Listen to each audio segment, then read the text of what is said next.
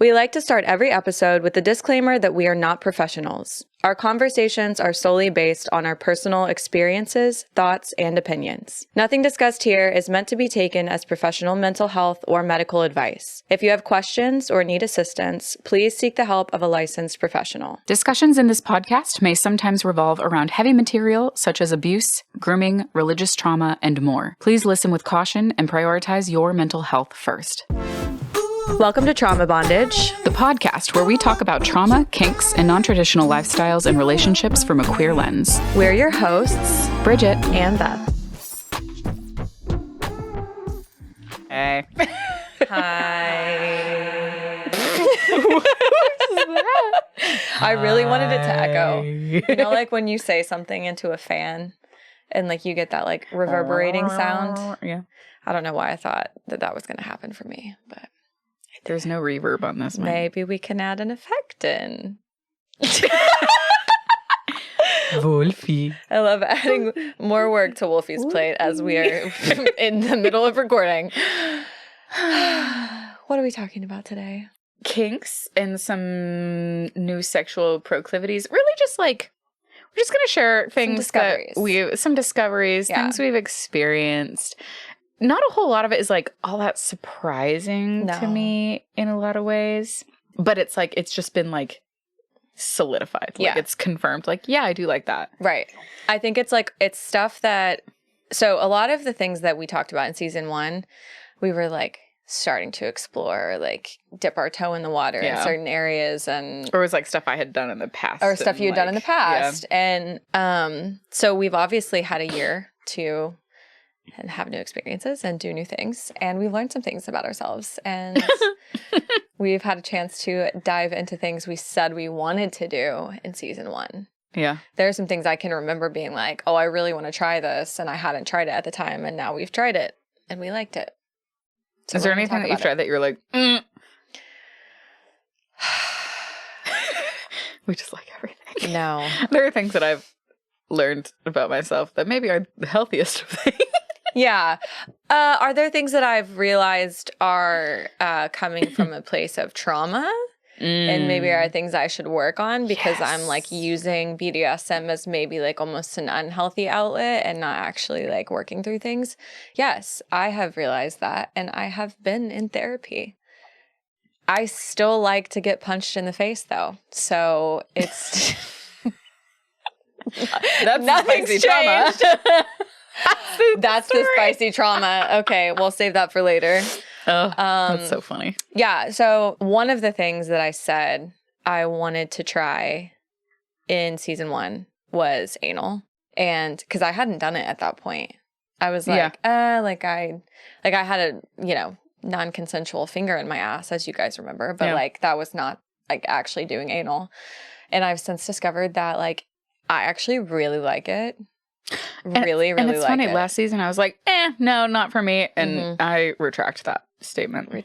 I think I'd be open to it. I think it depends on the person. It depends on the person. And like, I also did my research with anal training before I tried. Like we did like progressively like bigger and bigger things, but we started really small with like literally a plug. So like it made it a lot more painless. And I think I would probably have a different experience if we had just like gone all in with a regular size dildo. Like that. No, don't do that. All my brain can think about right now is booty camp, like boot camp for your booty. Ooh, ass camp. Booty camp. I like that. I mean, there should be classes on how to do certain things because some things are like so easy to do wrong. And end up in the hospital. Yeah. I can't remember if I mentioned wanting this last season, but I know that it was something that you and I talked about. But like being double dommed, I think I did talk about it. You guys, it's so good. I literally have chills right now thinking about it. When you told me about it, I was like, can I just come sit in the corner? Can I just say, after the night after this fantasy of mine happened, which by the way lasted like 11 hours, I sent a 10-minute voice memo to Brigitte. Yes. Not joking. Recounting the entire thing. It was like a play-by-play. I had every visual. I'm pretty sure all I sent back to you was me like gasping. and being like, oh my God. Yeah. Like, oh, it was so good. So if you don't know what double domed is, it's basically just like when a sub has, instead of one dom fucking them, two doms fucking them. And let me tell you, I got chased. I got tied up. I got hit. I had bruises all over the place, like literally everywhere. I got slammed to the ground. You're tortured. I got sprayed in the face. I got two dicks in my mouth at the same time, which actually that's a new kink. I love it.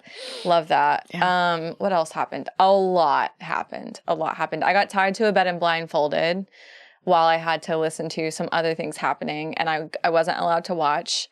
That's the torture. Yeah, no, literally. The next day, all I'll say is my laundry room door was broken and I had to call maintenance. This does not sound like a real story. I promise it happened to me. It's incredible. I would relive that moment over and over again. It was great. And I woke up the next day and I was like, wow, that was like really a bucket list item that I didn't ever know was going to be real. Yeah. And it was real. And it was literally probably one of the best nights of my life. I love that. Yeah. I love that. So I love that. Also discovered that I'm into blood play. I have a blood kink. I can see that. You're such a little vampire. Yeah. I love, like, I've only ever used menstrual blood. I've never done any type of... Used it as what? Cutting. Oh, okay. Like, I've never, like, had anyone cut. I prefer cutting. I've been burned. I haven't been cut. I've been poked. I've been, like, carved on.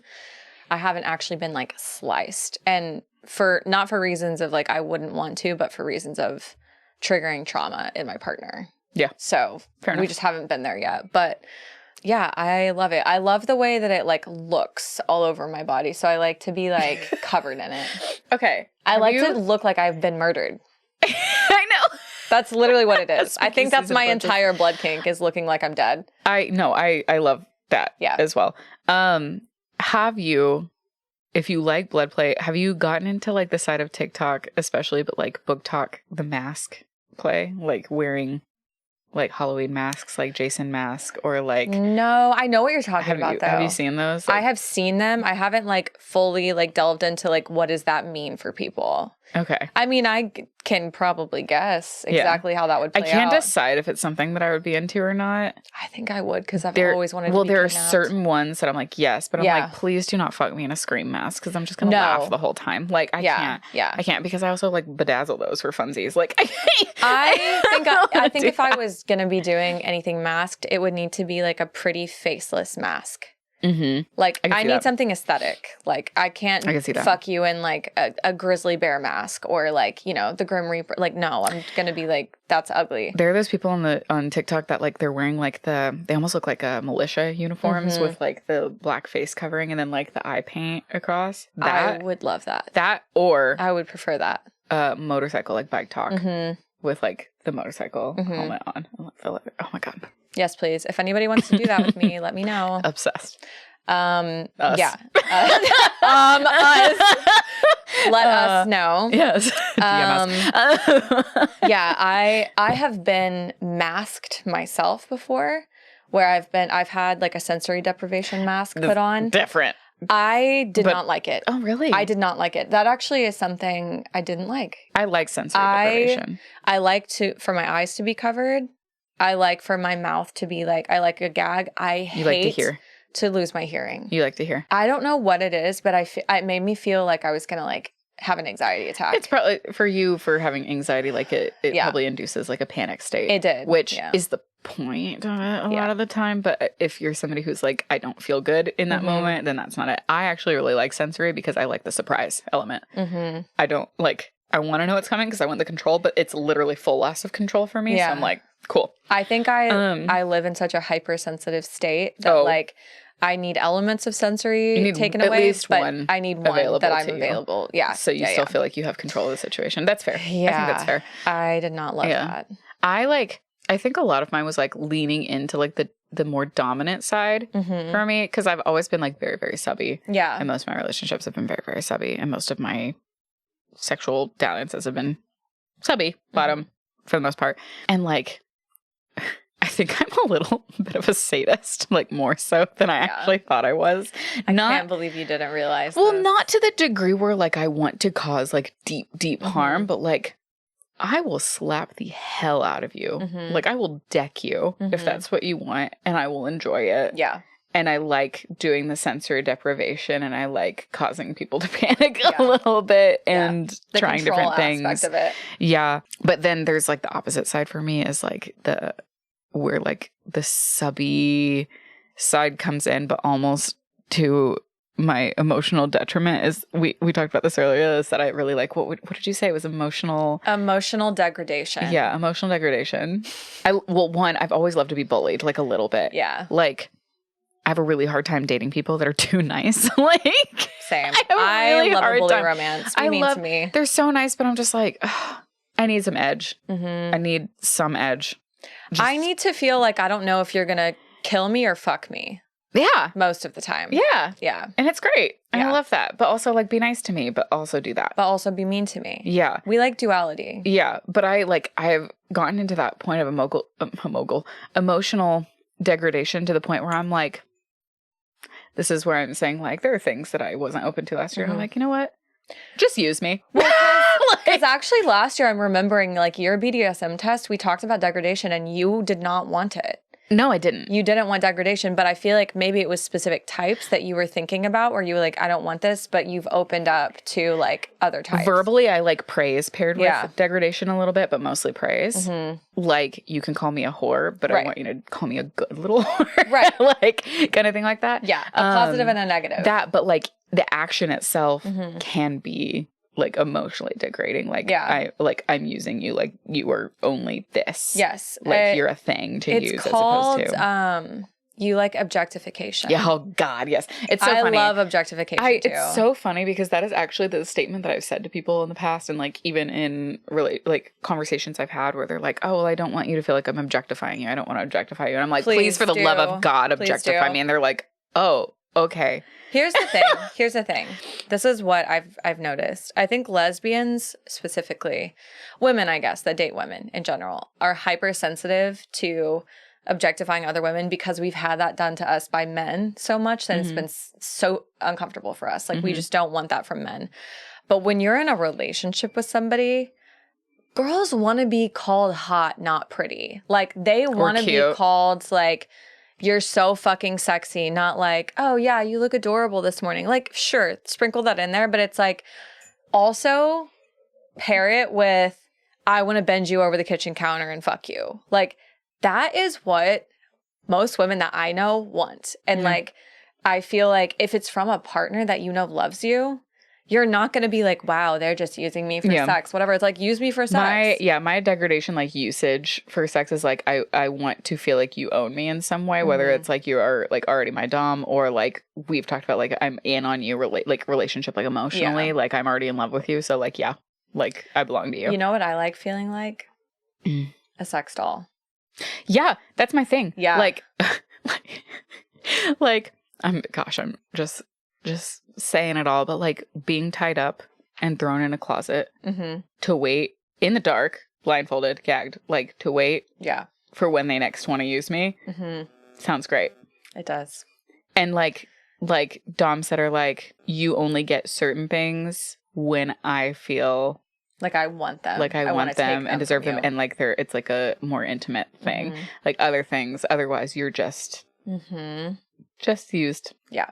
Yeah. 100%. Yeah. I agree. I relate to that a lot. Yep. I know we didn't have the exact same upbringing. I don't know how much of this ties to childhood trauma for both of us. I think probably some of it does.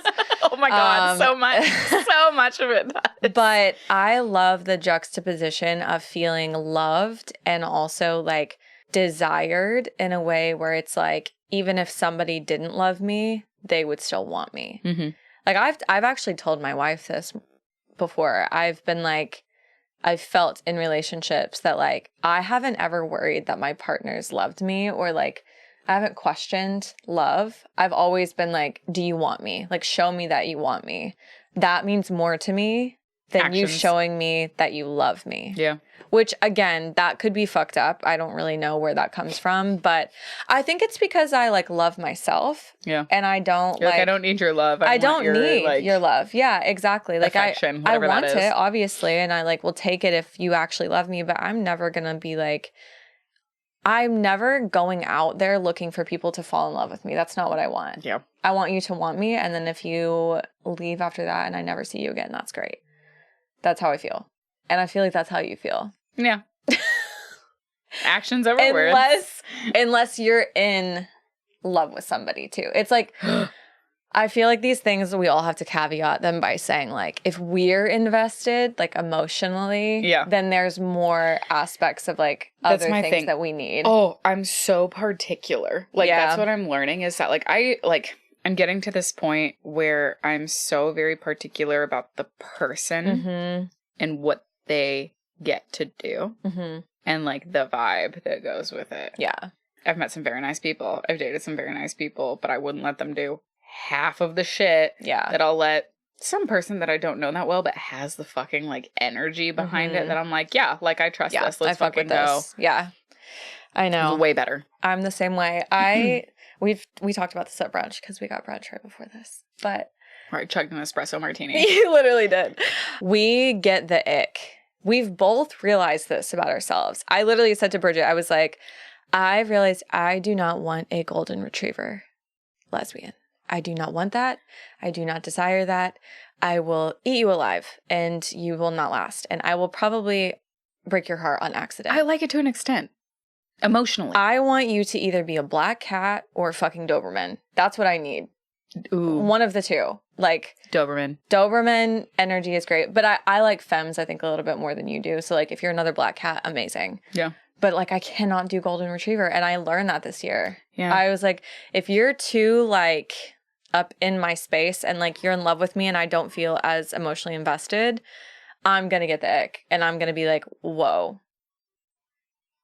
Which I feel like is, you know, we've both had that experience. Yeah, I love golden retrievers. Like, that's the thing. Like, I know emotionally, I really, really love them. I like the mix. Yeah. I like the mix. Golden retrievers with an edge. I guess they can have an edge to them. Yeah. I just haven't really seen that. I like it when they can be soft and do the sweet, like, romantic things. But I want them to be like a golden retriever with behavioral issues. You know? Does that make sense? Like, they need a shock collar. Looking for a golden retriever with behavioral issues. That is a dating profile catch. If I've ever heard one.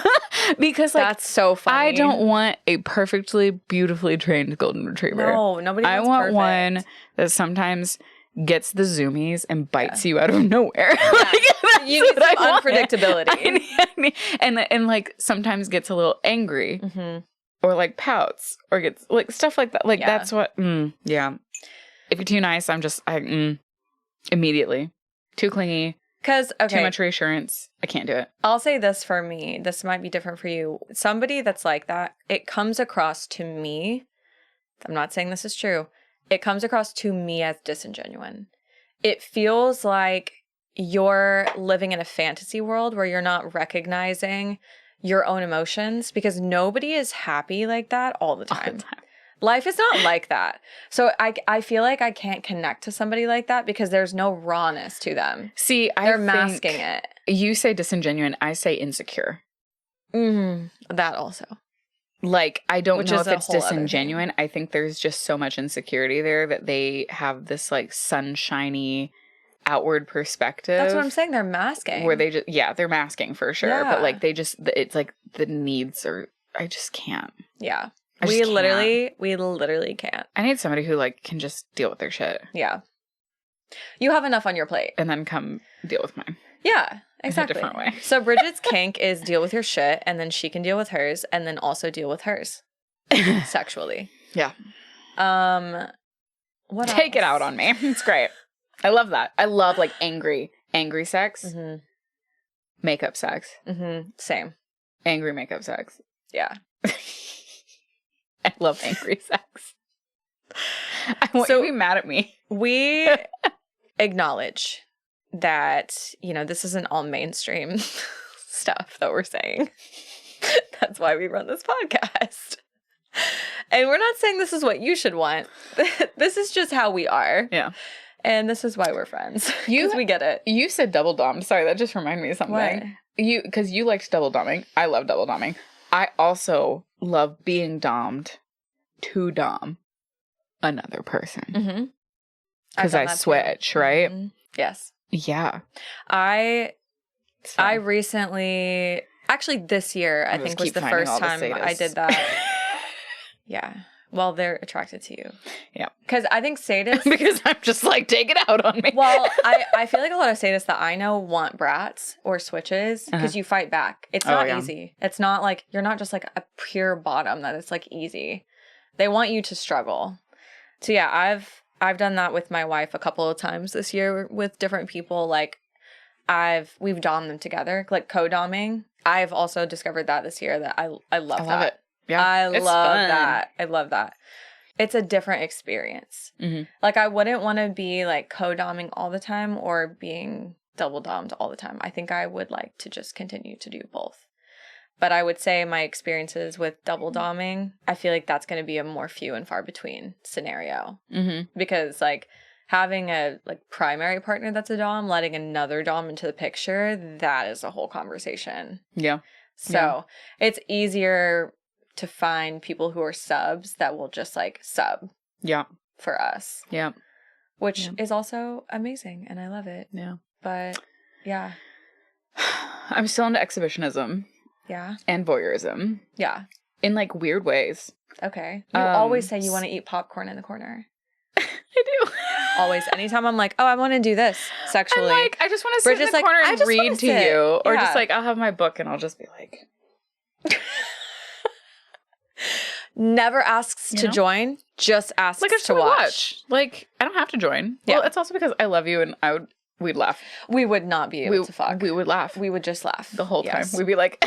we can make out. That's about the extent of how far we can go. For whoever. But we'd be like... We are literally sisters.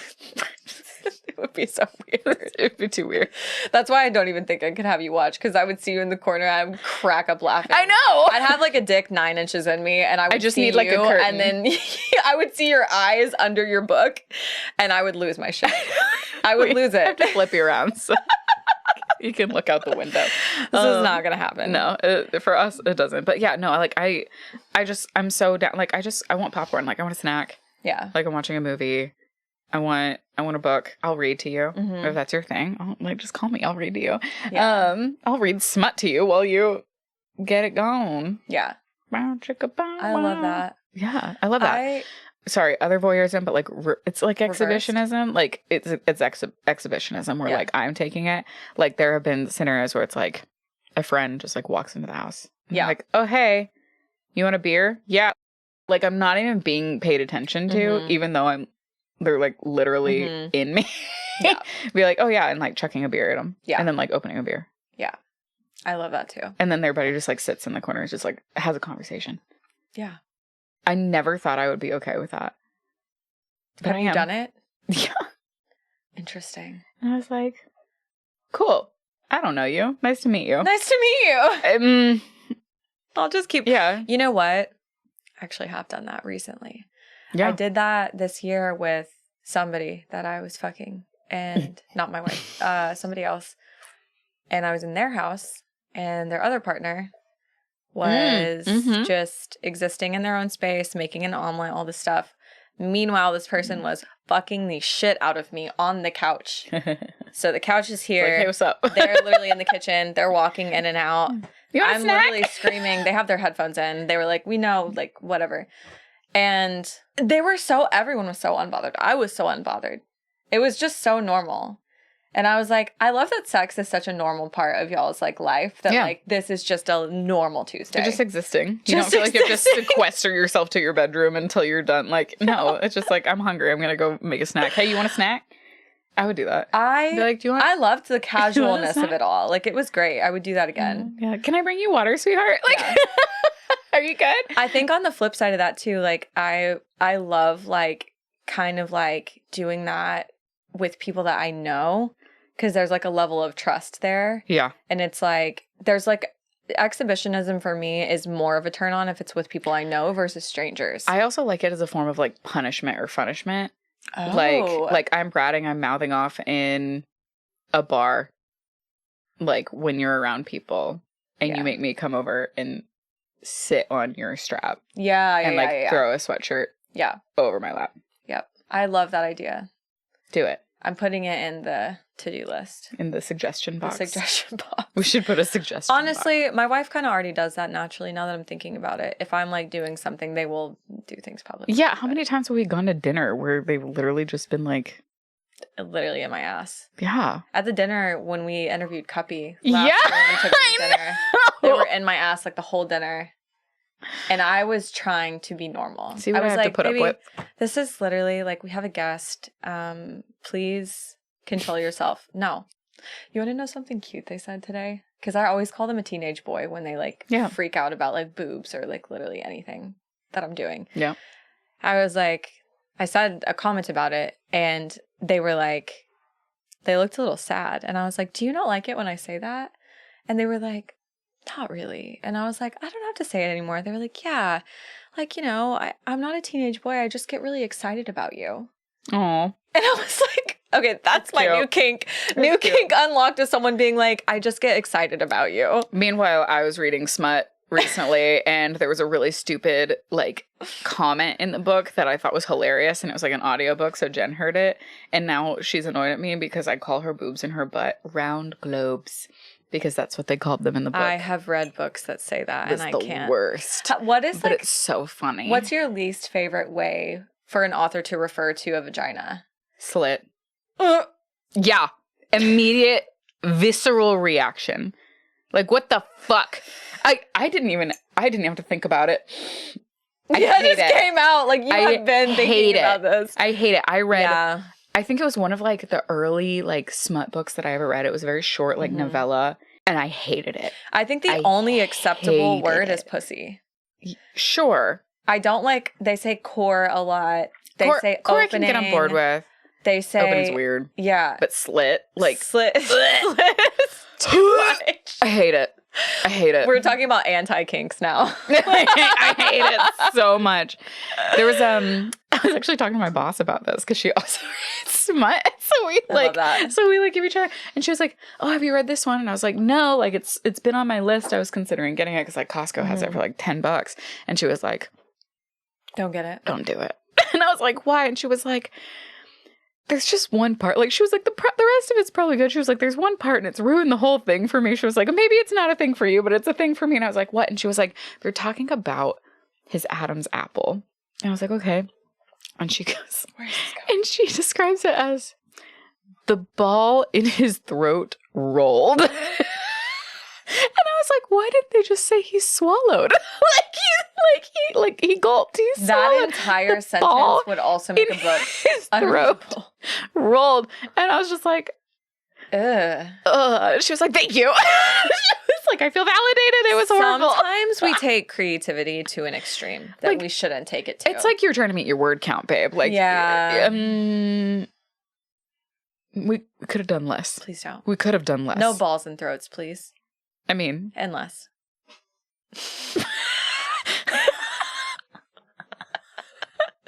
I live for the little chuckles in the background that we give every so often. I like the head shakes.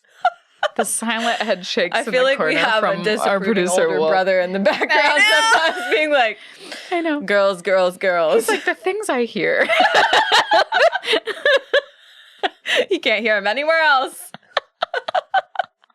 My poor sister. You know. I love you, Rachie. Shushing me. Remember I did that last season too. Yeah. Shh.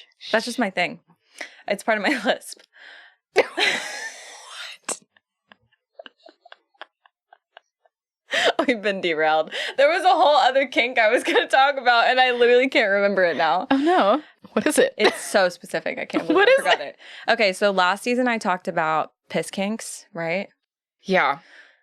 So I have a very specific thing that I like to do with a piss kink.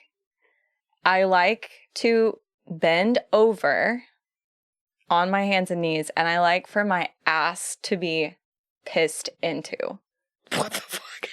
It's so specific. I love you. It's so specific. That is so niche. I know. I'm like, if anybody else likes this, please write in. The way that it feels, it's like, I guess great. It's like a shower jet, like water, like exactly. Sort of. It's like if you were to do it under like a faucet, it feels the same, but it's like it's more erotic because it's like your partner's bodily fluids. Yeah, the amount of men.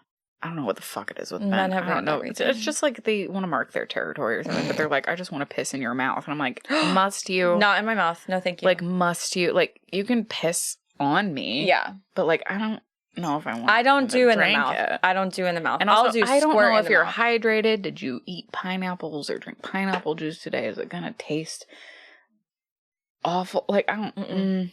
There are things that I wouldn't put in my body from men, but yeah, in my ass, absolutely. Or for people, like it regardless of gender. Like it's true. Not in my mouth. I don't know. I'm like, if I've like let a guy like come in my mouth before, that is way grosser to me. I'm sorry, all I can think about is the story that you posted recently with the outlet that was just like covered in what I'm assuming was squirt. And they were like, whoever uses this outlet next is going to get electrocuted. Thank you for teeing up a spicy trauma. I don't know why. It just like flashed into my head, the photo. And I was like, I know too much about you. So for my like people, the very few of you that are on my close friends story, you'll know that I've started posting Friday night, usually date night updates. And it's just sex aftermath. And it's literally like what the space looks like after we're done. And like, it's unhinged, truly. Not a lot of you see this, but the ones that do, know. And it's fucking funny. You can't unsee it. You can't unsee it. It literally was just like whoosh, in my head. And I was like, oh my God. Like, sometimes I wonder if like people on my close friend story open my stories and just like tense up. Nah. And like wait, because sometimes you can't open them in public. Like if you're around a bunch of other people. I fully open everything in public. Well, because I don't care. I don't care. I open nudes. Like I'll open everything in public. Like if I'm seeing this, you're gonna see it. Yeah. Yeah.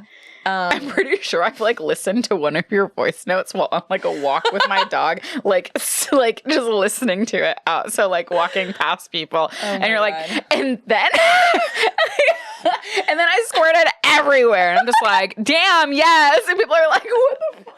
The boomers are like, dropping dead around you. They don't know who I'm listening to. They don't know anything. Like I could be listening to a fucking audiobook for all they know. Yeah, like, you never know. It's just me. They're never gonna meet you. No, they're strangers. They're never gonna meet me. It's fine because like we literally, my wife and I talked about this. We went to San Antonio this weekend and had like a little trip, and like we were literally being looked at like these people had never seen gay people in their life. Lesbians. Never. And I don't think it's that they hadn't. I think it's that they hadn't seen two people that present more feminine together. Because usually you see like a dyke and a feminine girl in like stereotypical lesbian relationships. Actually, yes. That are portrayed in media. Yeah. And it's me and Cam. And like my wife is very, very STEMmy, like very back and forth, but gorgeous no matter what. It irks me so much when you say that their mask on TikTok and people are like, that's not a mask. And it's like, fuck you. Like, fuck you. Because they are, yes, if you STEMmy. meet them, but it's also like mask is a vibe. Mask is not an outfit. They're very mask. They're mask, but they also can present more feminine sometimes. So like when we were on this trip, they were presenting a little bit more feminine. Yeah. And so people were like gagged looking at us. And I was like, this is exposure therapy. Like, that's literally what we're doing. And like we kissed on an elevator, and like these two little girls that were like sitting down. Actually, there was like a gaggle of kids. And like, yes, I just said gaggle. Like a gaggle of geese. Or a gaggle of gays. Or a gaggle of gays. The best kind of gaggle. They were sitting there, and like the elevator doors were closing, and we were standing here and we kissed, and one of the little girls screamed. She goes, ah! Because you kissed? Because we kissed. Outside of the elevator doors, or? They were outside, we were inside. They had never seen girls kiss before.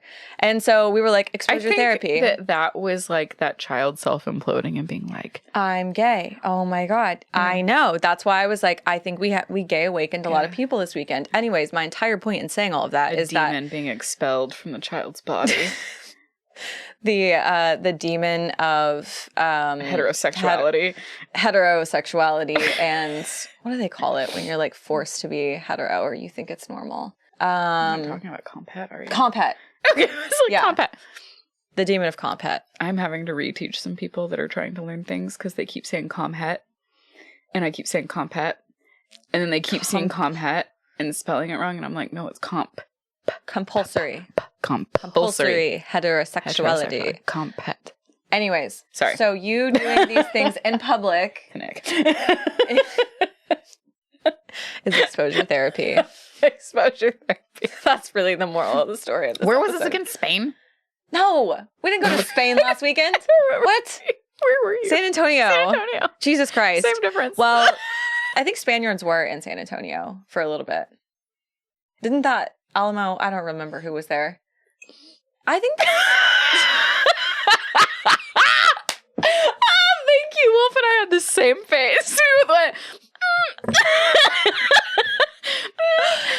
obviously, we did not do historical tours while we were there. So obviously, I did not do well in Texas history classes either. You guys, I was homeschooled and then I was evangelicalized. I don't know what to tell you. It's really not my fault. No, it's okay. I know some of the people that were at the Alamo. You're really pretty. Thank you. You're so pretty. I'm also very intelligent. You are. That's the thing. You're so smart. But like, it's like the Titanic and the boat and the car. And now it's like Spaniards in the Alamo. There are random facts that most people know that I have no idea about. And it makes things fun. Because I feel like I'm constantly learning. Me staring at you. It's my cry for help. Constantly losing her mind. She's constantly just that meme of like the woman with like, you know. What's the meme, Bethany? Olive. You know this. You know the one. All of the equations? Yeah. The letters and numbers. Wow. Ooh. We need some B12. Maybe my God. You didn't. You had like this much. I had a little sip of your espresso martini. Apparently that's all you needed. Strong, Jesus okay? Christ. It was. They made a good espresso martini. It was really strong. Oh anyways, what are we even talking about? New kinks? Old kinks? What? Anti-kinks? All of the above. Like all of it. All of it. Yeah. Any sexual experiences that you've had that you're like, not gonna do that again. Yeah. I had a sexual experience with somebody that I was not really into, but my wife was into. And I didn't really say much about it because I was just like, this is fun. Like, we're going to have this whole thing, whatever. Yeah. And I don't necessarily always need to be attracted to somebody to like have a sexual dynamic with them if somebody else I'm attracted to is involved in the dynamic. Mm-hmm. It's like I can just focus on my wife and that's fine. This person was physically gorgeous, just not my type. And energy-wise, we didn't really I just didn't feel that way towards them. And I just don't think I would do that again. I think I would, like, it didn't end like horribly. It was fine. It just ended. But I don't think I would like, when there are so many people I could be attracted to out there, like, why would I like settle for someone I'm not? Yeah. Because then like my wife ended up like the second time we saw her being like, oh, I'm actually not attracted to her either. And then we were stuck in a situation where neither of us were attracted to her.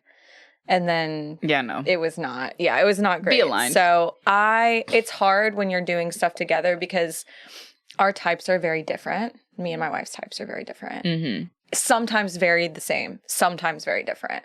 This was a situation where it was like, yeah, this is like your end of the spectrum that I don't fall on. Yeah. And I think that I would not repeat that because like, yeah, I don't know. I want to feel My problem is that I can make people feel like I'm attracted to them because I give a lot of sexual energy, so they feel like it's being directed at them. Yeah. And it's not. I'm directing it at myself. Yeah. And it's like they're just mirroring it. So it's like, I don't want to do that. I want to actually like engage in dynamics where I'm like truly attracted to somebody. And if I'm not, then I'm just not going to waste my time. I think that's fair. Yeah. For everybody involved. That's where I'm at. Yeah. I just don't like hurting people's feelings. Yeah, same. Like, I can be mean, but I don't like I feel like I'm being mean. Yeah. When I stand up for myself. And that's on trauma. We're both having an issue with words today. So yeah, that's on trauma. No, a lot of the things that I've been like, I'm into this. I'm like, ooh, I'm really traumatized. But like, I'm getting a new therapist, which will be good for reasons. But also, we'll hear about that on another episode. But I feel like a lot of them are also like, I now have the control with it. So like, this is kind of fun. Like, I didn't enjoy it back then, but like I'm getting the control out of it. So I'm getting to like take the power. I'm trying to take power back in a lot of different scenarios, which can come across as a little self-deprecating, a little like poor life choices. Like you're making bad decisions. Yeah, sure. Like I'm making bad decisions, but the thing is like, I'm okay. Right. Is that, like if anybody else, like if you were to observe and be like, see the shit, you'd be like, Bridget. Yeah. Are you okay? Yeah. And I'm like, no, like I'm good. Like everything's fine. I mean, I have said that to you this year. Yes. Actively. But I'm never okay. And yes. I very much believe in letting people make their own choices when it comes to literally everything. Autonomy, babes. Here's the thing. Don't fucking lie to your friends ever about anything. Tell them the truth. Also, be there for them regardless of like whatever they choose. Yeah. And there are some things, like I've done this before too, where I had to like actively go into a situation knowing I was probably making a mistake because I knew I couldn't live with the fact that if I didn't try, I would never know the outcome. And it would drive you crazy. Yeah. And so like, I get that on some level. Eat you alive from the inside out. Yeah. I'm the same way. No, Bethany's very good at making sure that she says what she says, but she says it in love. And I know she supports me either way. So. Oh, yeah. Yeah. All love. Yeah. We've had a year. Yeah. I feel like we've had a good year though. Like none of this has been for the most part, bad. Yeah. I would say that there have been some very tough moments to navigate, but we've learned a lot. Like, we've had a lot of fun that way. We've had a lot of fun. We've learned a lot. We are feeling more empowered and embodied in who we are and what we like. Settling into us. Yeah. Which I love. It's time for Spicy Trauma. Each week, we like to wrap up with our spicy trauma. Tell us your spicy trauma. DM us or use the link in our bio to share your story. So on Friday nights, we do date night, and we usually try to do whatever we want to do that's like the spiciest thing in the week on that night because we have more energy, more time, whatever. We call them kink night. Friday night's kink night. So I told my lovely wife, I was like, I would really like some clit torture tonight. And I have a love-hate relationship with clit torture because there is a point where it gets to be like too much to where like I want to throw up there, but there's sometimes that I like it. So my wife like puts me in bed straps, and there's a specific vibrator that we have that I do not use. I do not use this vibrator. I do not like it. It is too strong. It is too like focused on the clit. Mm-hmm. And I like all around stimulation. So I just don't use this vibrator. And they were like, you said you wanted clit stimulation, right? And I was like, yeah. And they were like, okay, pulled out this vibrator. Oh, no. I'm like, oh, fuck. Okay, here we go. So they start using it on me. They're using it on me for like 30 minutes. And I'm like fighting my like need to say my safe word. I'm like, you can do this. Like, you can get through it. Power through. I wanted to test myself and see if I could actually come while being overstimulated. Because I've never been able to do that before. If I'm overstimulated, I'm not having an orgasm. So I finally, after 30 minutes, get to a place where I am not joking less than a second away from coming. This vibrator fucking dies. And I have been working for this orgasm for 30 minutes. When I tell you I screamed. I would have screamed in rage. Loud enough to wake up the fucking neighbors and started cursing like a fucking sailor. And my wife just sits there and smiles at me. Evil! Evil. At first I thought I would they have did it committed on purpose. murder. I was like, go get the other vibrator right now. I was like, I need to come or I'm going to kill you. So anyways, they got it. I came like 2 seconds later. It was fine. But I have never in my life actually been enraged by not being able to come. Because I usually like being edged. That was too far. It was too much. 30 minutes is too much. And then you're overstimulated, and then you're finally going to like actually get the release, and then the vibrator dies literally like right before. I'm like, someone in the universe hexed me. Like, I it would was say horrible. get like an extension cord, but you probably couldn't use the outlet. No. Inside joke. We literally just talked about the fucking squirtlet. Like I know. Later episode, you'll find out about what that is. Anyways. We just talked about it. Well, I want to tell the whole story. Oh, okay. I was like, what are you doing? No, it's a full spicy trauma story for someone else, not for me. That's great. Yeah, it was like horrible, but horrible. Great. That's funny. Like I approve of that story. That was great. I also just, my wife laughing at me when I was going through the worst pain of my life is really mean. Evil. Not nice. Evil. Once upon a time, I had a couple that was interested in having a threesome with me. As you do. As I do. Well, because these couple, it's always interesting because they're just like, this one in particular, like we're not looking for like a unicorn. Like we don't want to have a relationship with somebody. We enjoy pleasure and we want to be adventurous and we'd love to try a third. Like we've both been in threesomes, but like never together. And we'd love to do that. But like, it's been really difficult to find somebody who is like open-minded enough or like doesn't want strings attached. And I was like, yeah, cool. Like I'm good with that. And I do my vetting and like, they're always like good with like meeting in person and conversation like goes on and like pictures are shared and videos are shared. And I get this one video of like her using a toy on herself and him penetrating her. And I like freeze.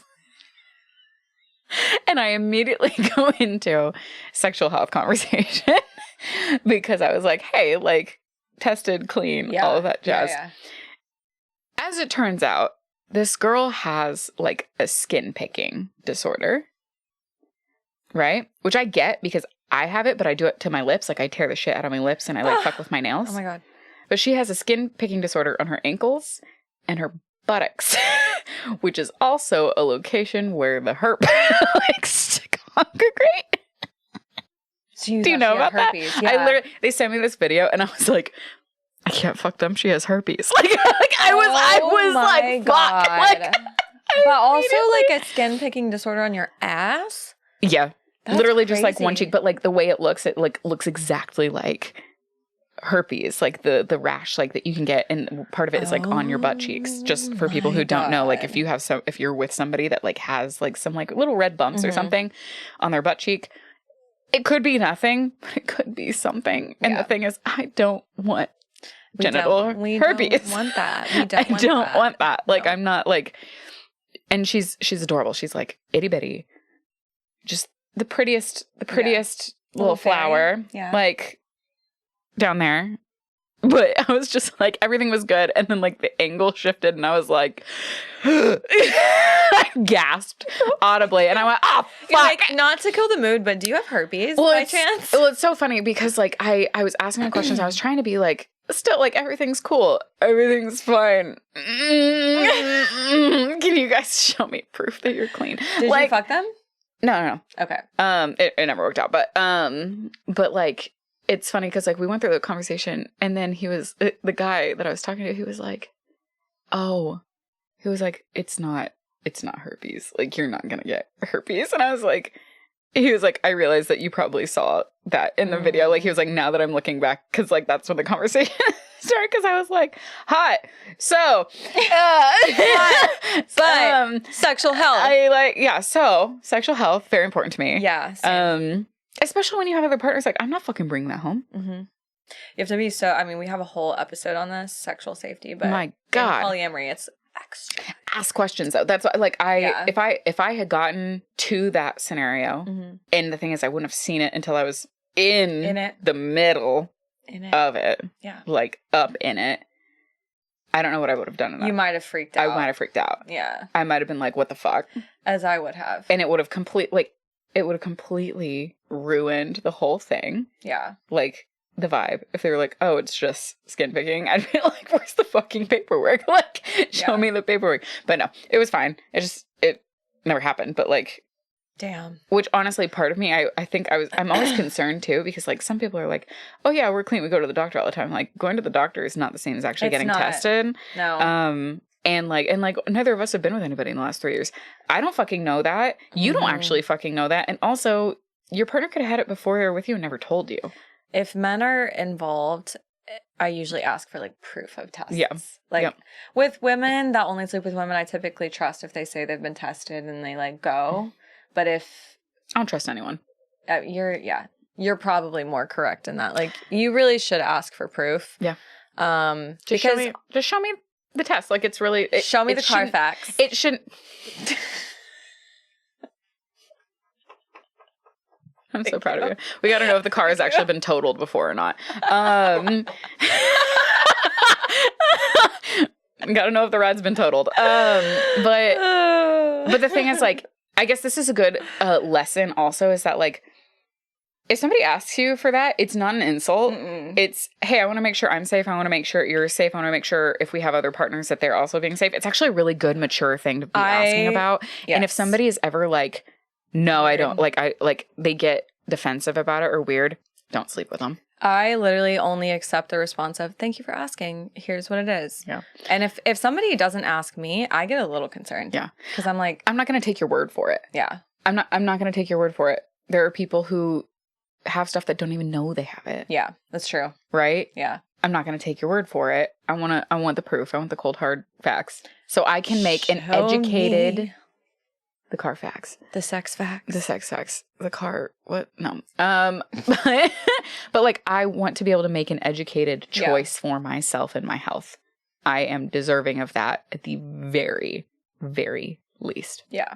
So, yeah, I think the response to that was like, yeah, we're not going to give you like what is it? The test? Like no. The statement, it was, we're not going to give you the gonorrhea-herpessyphilades.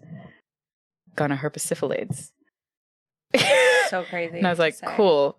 Can I have that in writing? Please get it in writing so I can sue you if you do. Cool. So yeah, it never came to fruition. It was a whole thing, and they were like a not safe couple, and they like it not safe like as in that, but like their relationship kind of crumbled because they were opening it because they're having trouble. Does. Yes, as it does. So, and I was like, I'm not trying to start anything. I'm gonna go over here. I'm gonna see myself out. Yeah. Damn. So. What a crazy, chaotic episode that was. But honestly, yeah. We talked about some fun stuff. We're just, guys, if you're listening to this, we're literally just yapping. Carfax, yapping. Sometimes our episodes are educational and we have, resources. And sometimes we just fucking talk at you. So I hope you're enjoying we're structured, sometimes we're not. And today we're not. Yeah. So for those of you who are turning this on because you just feel like you want to hang out with us, this is the episode for it. This is basically a brunch conversation we would have. It is. Like, literally. Yeah. It is. It is. Cool. Well, go forth. Have a spicy, trauma-filled day. We love the fuck out of you guys. Be good. Or don't. We won't. We won't. So we made the outro structured because the episode wasn't structured. And in the last one, the episode was structured, but the outro was chaos. Balance. Bye. Bye. If you like today's episode, follow us on social media at Trauma Bondage Pod. Follow Beth at Modern Day Lilith and Bridget at Your Faith Femme. If voyeurism is your kink, subscribe to our YouTube channel, Trauma Bondage Podcast. Production by Instrumental Media. Special thanks to D. Dumpy and Wolfstar for music.